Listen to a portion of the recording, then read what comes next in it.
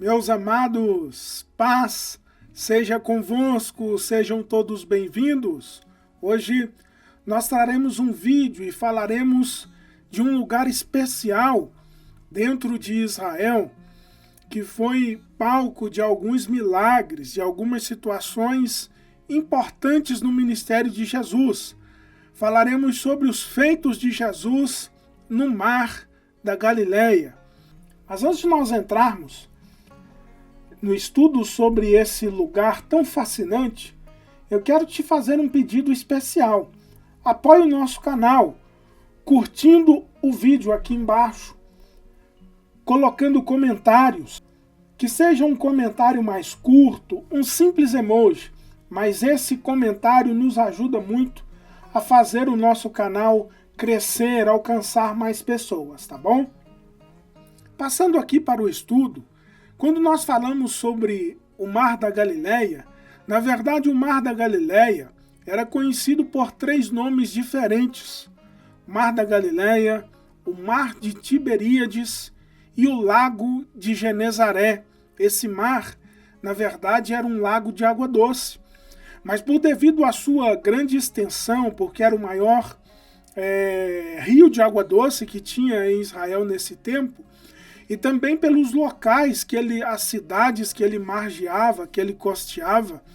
Então ele ficou conhecido por esses nomes, Mar da Galileia, porque ele passava por várias cidades da Galileia. Mar de Tiberíades, porque ele também margeava ou costeava a cidade de Tiberíades. E Lago de Genezaré, porque também a cidade de Genezaré tinha saída para este mar ou este lago. O mais interessante é que quando nós analisamos os evangelhos e o ministério de Jesus, nós vamos observar que este lago ou esse mar foi palco de alguns acontecimentos importantes no ministério de Jesus. Como, por exemplo, o Sermão da Montanha, ele foi pregado em um monte às margens do Mar da Galileia. Quando nós também vemos Jesus chamando os seus primeiros discípulos, a narrativa bíblica vai nos mostrar que os discípulos Pedro, João e Tiago, que eles eram sócios, eles pescaram a noite toda e eles nada conseguiram apanhar. E a narrativa agora nos mostra que eles estão frustrados após uma noite inteira de pescaria. E agora, sem conseguir pegar nada, eles estão dobrando as suas redes, entristecidos. A Bíblia diz que nesse contexto, Jesus chega na beira da praia, enquanto eles estão ali dobrando as suas redes, lavando as suas redes. Jesus então vem aproximando deles e uma multidão vem seguindo Jesus. Jesus então pede o barco de Pedro emprestado, faz daquele barco um púlpito, traz ali um ensinamento para aquela multidão. E após terminar o ensinamento para a multidão, Jesus se dirige especificamente para os seus primeiros discípulos, que se tornariam também um colegiado de apóstolos, ou parte do colegiado de apóstolos. E agora, Jesus vai chamá-los para serem pescadores de homens. Um outro texto interessantíssimo que traz a participação desse lugar fascinante é quando Jesus, ele agora vai chamar os seus discípulos e convidá-los a passarem para outra margem do mar, até uma região chamada Decápolis, a uma cidade chamada Gadara. O mais interessante é que esse mar ele fica em uma posição geográfica estratégica, entre vários montes diferentes, e por causa disso é comum em alguma região do ano, em algum tempo, melhor dizendo, do ano, ele ser acometido por ventos muito fortes que formam até mesmo grandes ondas e tempestades nesse lugar. Jesus, quando agora arruma para a cidade de Gadara com seus discípulos, está vivenciando um desses dias. O texto bíblico está dizendo que a tempestade veio, as ondas estão assolando o barco, e o texto diz que Jesus está dormindo na proa do barco. Os discípulos, apavorados, amedrontados, acordam Jesus e diz: Mestre, socorre-nos que perecemos. E a Bíblia diz que agora, de uma forma extraordinária, Jesus se levanta, levantando também as suas mãos e repreendendo os ventos e o mar. E a Bíblia diz que após isso fez-se grande bonança. Perceba que coisa extraordinária é o agir de Deus. Eles agora vão chegar nesta cidade chamada Gadara. Jesus vai pôr em liberdade um homem que estava possesso por espíritos imundos. E após isso, Jesus vai realizar a primeira multiplicação dos pães e dos peixes. Passados esses eventos, Jesus agora reúne os seus discípulos, ordena que eles entrem no barco e voltem para Cafarnaum, de onde eles haviam saído, que eles atravessem novamente para outra margem. E o texto diz que quando os discípulos agora saem em barco, viagem afora, Jesus vai até um monte para orar. Terminada a oração, Jesus agora decide ir ter com os seus discípulos, andando sobre as águas. Agora, pasmem os senhores, o contexto em que Jesus sai para essa viagem com os seus discípulos é assombroso, é tenebroso, é apavorante.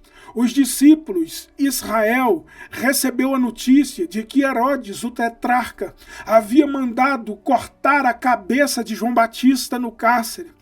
O profeta respeitado, aquele que o próprio Cristo havia testemunhado dele, que ele prepararia o caminho do Salvador, ele teve a sua vida ceifada, foi assassinado de forma cruel. Essa notícia cai como uma bomba em Israel. Os discípulos estão entristecidos e assombrados com a notícia. Jesus, então, diante de uma notícia dessa, vai pegar os discípulos e vai convidá-los a passar para outra margem do mar.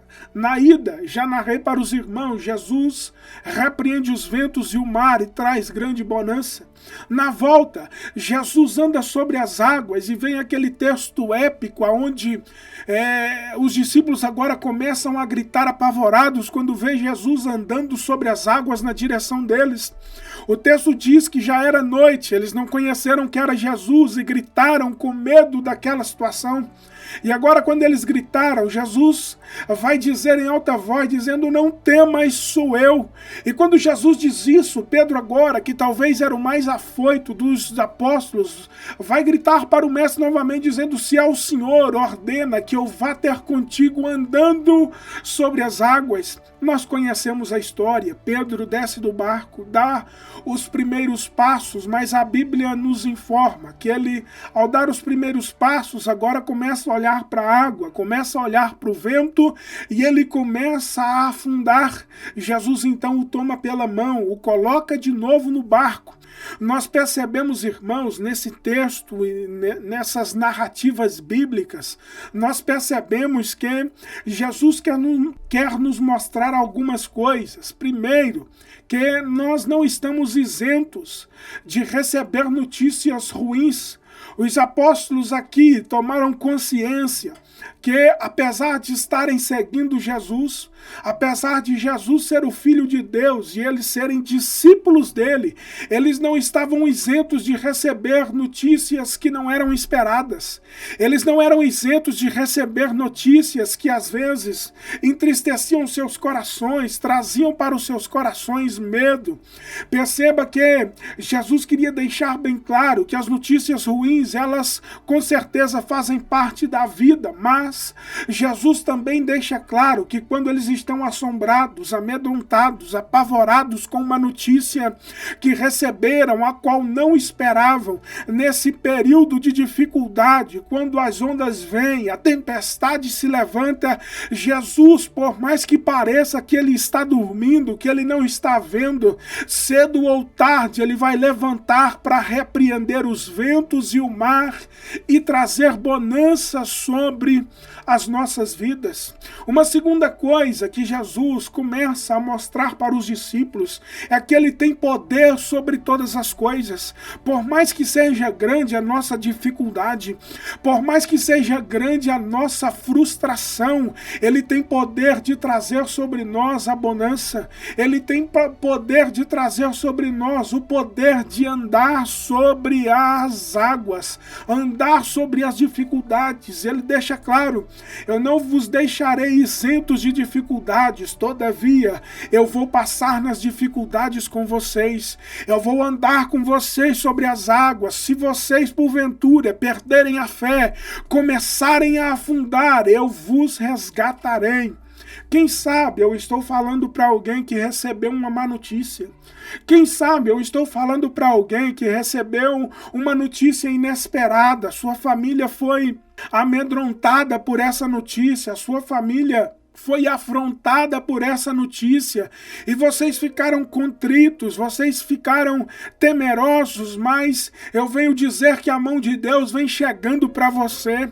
Eu venho dizer que Deus parece que está dormindo na proa do barco, mas hoje ele se levanta para declarar que o vento e o mar se acalme e venha bonança sobre a sua vida e a vida da sua família. Amém?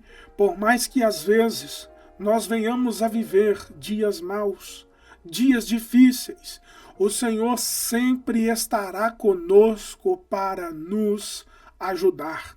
Eu quero orar com você, você que levantou hoje dizendo: Senhor, eu preciso de ajuda. Você que levantou hoje, olhou para um lado, olhou para o outro, o coração apertado, talvez como estava o coração dos discípulos ao receber a notícia ruim, a notícia inesperada. Quem sabe você levantou hoje, até mesmo desesperado, olhando para essa tempestade, para esse vento, vindo contra o seu barco, pensando que o seu barco irá afundar. Eu venho dizer que hoje a mão de Deus vem chegando para você. Hoje Deus está se levantando no seu barco para repreender os ventos e o mar e trazer bonança para a sua vida.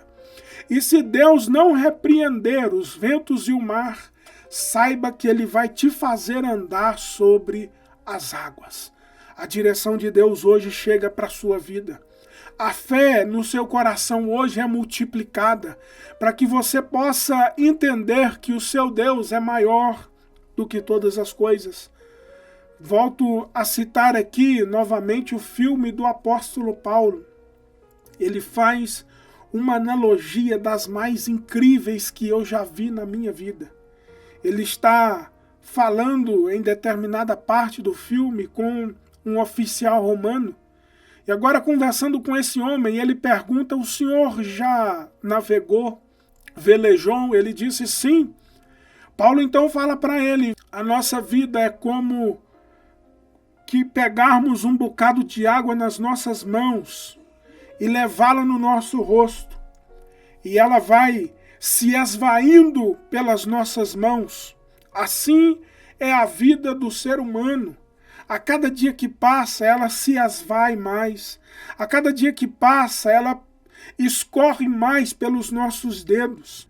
E o ser humano luta todos os dias por esse bocado d'água nas suas mãos. Mas o evangelho que eu prego é como que se fosse o restante do mar. O evangelho que eu prego e vivo é como que se fosse aquela imensidão de águas sem fim. Este é o reino de Deus. Eu quero te lembrar que essa nossa vida, que às vezes é sofrida na terra, ela é passageira. Mas nós aguardamos, nós esperamos o reino de Deus. E eu convido você a alimentar a sua fé no dia de hoje, saber que se Deus repreender os ventos na sua vida, Ele é Deus. Se Ele não repreender, Ele continua sendo Deus. Um dia você entrará no descanso e no gozo do Senhor. Mantenha a sua fé, porque vai valer a pena. Amém? Eu quero orar com você. Vamos orar? Senhor, em nome de Jesus Cristo, eu estou apresentando agora, meu Deus, os seus filhos. Eu estou apresentando agora, Senhor, a cada um que está comigo nesse vídeo. Que o Senhor venha visitá-lo agora, Senhor. Que o Senhor venha derramar sobre ele graça, poder, unção, renovo.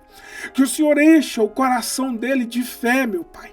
Quem sabe a dificuldade, a notícia ruim veio, meu Deus, que o Senhor se levante para repreender os ventos e o mar. Que o Senhor acrescente a fé no coração de cada um, meu Pai. E que na vitória, Senhor, do seu povo, o seu nome seja glorificado, meu Deus. em nome de Jesus. Amém e amém. Irmãos, quero agradecer com muito carinho vocês que ficaram até o final. Reforço aqui o pedido para que vocês apoiem o canal, curtindo e comentando aqui no nosso vídeo. Marque alguém que precisa ouvir essa palavra, marque alguém que está enfrentando a tempestade, porque eu tenho certeza que Deus vai visitá-lo também. Amém?